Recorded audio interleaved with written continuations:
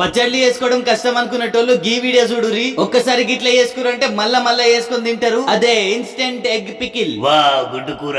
ఓ పాగలోడ గుడ్డు కూర కాదు, గుడ్డు పచ్చడి. చలో గట్టి చెప్తా, మంచిగినరి. పాన్ లో 2 టేబుల్ స్పూన్ల ధనియాలు, 1 టేబుల్ స్పూన్ జీలకర్ర, 1 టేబుల్ స్పూన్ ఆవాలు, 1/2 టేబుల్ స్పూన్ మెంతులు, 1 ఇంచు దాల్చిన చెక్క, 5 ఇలాచి, 4 లవంగాలు, 10 మిరియాలు, 1 లేదా 2 స్టార్ పువ్వు వేసుకొని మీడియం ఫ్లేమ్ లో వాసన వచ్చేంత వరకు మంచిగా రోస్ట్ చేసుకోండి. ఇగో నేను చూపిస్తున్న విధానంగా రోస్ట్ అయితే చాలు. తర్వాత మిక్సీలో వేసుకొని మంచిగా పౌడర్ కొట్టుకోండి. ఇప్పుడు ఒక కడాయిలో 3 టేబుల్ స్పూన్ల ఆయిల్, ఉడకబెట్టుకొని కట్ చేసుకున్న 6 గుడ్లు. నేనైతే అందులోకి చందమామని తీసేసిన, మీరు కావాలంటే వేసుకోవచ్చు. ఇక మీడియం ఫ్లేమ్ లో మంచి బంగారం కలర్ వచ్చేంత వరకు ఫ్రై చేసుకుని పక్కకి తీసుకోండి. అరే సిగ్నల్ లో ఫోన్ లేదేంట్రా? ఓ పాగలోడ సిగ్నల్ లో ఫోన్ కాదు, ఫోన్ లో సిగ్నల్ లేదేందని అడగాలి. సర్లే గానీ అదే నూనెలో 1 టేబుల్ స్పూన్ అల్లం వెల్లుల్లిపాయ పేస్ట్ వేసుకోండి. దానితో పాటు ఎండుమిర్చి కరివేపాకు వేసుకొని పచ్చివాసన పోగానే గ్యాస్ ని మొత్తం లో చేసుకోండి. 2 టేబుల్ స్పూన్ల కారం, 1/2 టేబుల్ స్పూన్ ఉప్పు, 1/4 టేబుల్ స్పూన్ పసుపు, గ్రైండ్ చేసుకున్న మసాలా పౌడర్ వేసుకుని అదే లో ఫ్లేమ్ లో కలపండి. మసాలా అస్సలు మాడనీయకండి, గుర్తు పెట్టుకోండి. తర్వాత ఫ్రై చేసుకున్న గుడ్లు వేసుకుని సీదా గ్యాస్ బంద్ చేయండి. మసాలాలు పట్టేలాగా మంచిగా కలుపుకోండి. ఇక ఇట్లా మొత్తం చల్లారిన తర్వాత సగం నిమ్మకాయని వండుకోండి. రాత్రి చేసుకొని పొద్దున తినొచ్చు, మంచిగా ఊరుతుంది.